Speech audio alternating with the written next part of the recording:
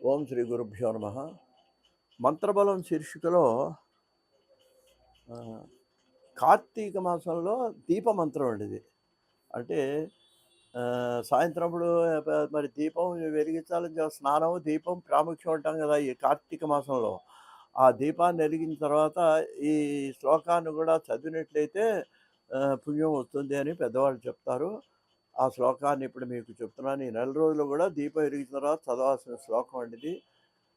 వెలిగించేటప్పుడు చదివే శ్లోకం ఒకటి, వెలిగించిన తర్వాత చెప్పాల్సిన శ్లోకం. వెలిగించేటప్పుడు ఏం చెప్పాలంటే, దీపం జ్యోతి పరబ్రహ్మ, దీపం సర్వతమోపహం, దీపేన సాధ్యతే సర్వం, సంధ్యాదీపం నమోస్తుతే అని శ్లోకం చదువుతూ దీపం వెలిగించాలి.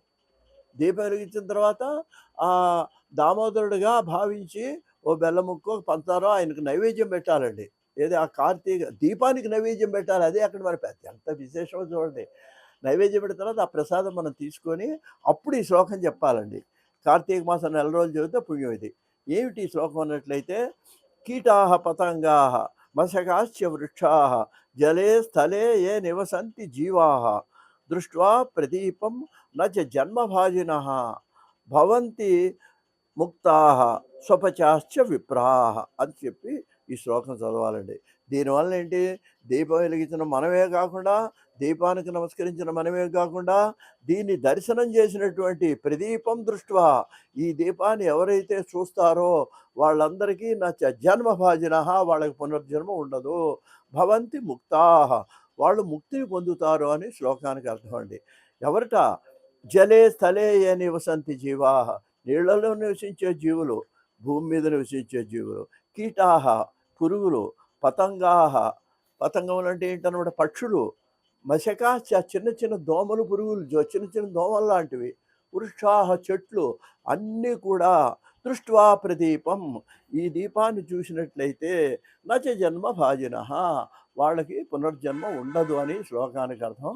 దాన్ని ఒకసారి మనం చదివితే ఆ విన్నవాళ్ళు కూడా సంతోషించి పునర్జన్మ లేకుండా ఆనందాన్ని భక్తిభావంతో నమస్కరిస్తారు. మరొకసారి ఈ శ్లోకం చదువుతాను.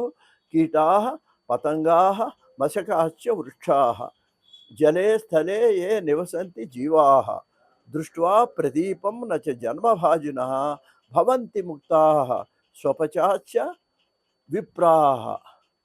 బ్రాహ్మణులు కానీ ఇతర వర్ణాల వాళ్ళు కానీ అన్ని వర్ణాల వాళ్ళు కూడా ఉచ్చ నీచ అనే భేదం లేదు. మనం కల్పించుకున్నవి ఇవన్నీ భగవంతుడి దృష్టిలో అందరూ సమానమే. అందరూ కూడా ఈ దీప దర్శనం చేత భవంతి ముక్తాః వాళ్ళందరూ కూడా ముక్తిని పొందుతారు అని శ్లోకంలో మహర్షులు చెప్పడం జరిగింది. స్వస్తి.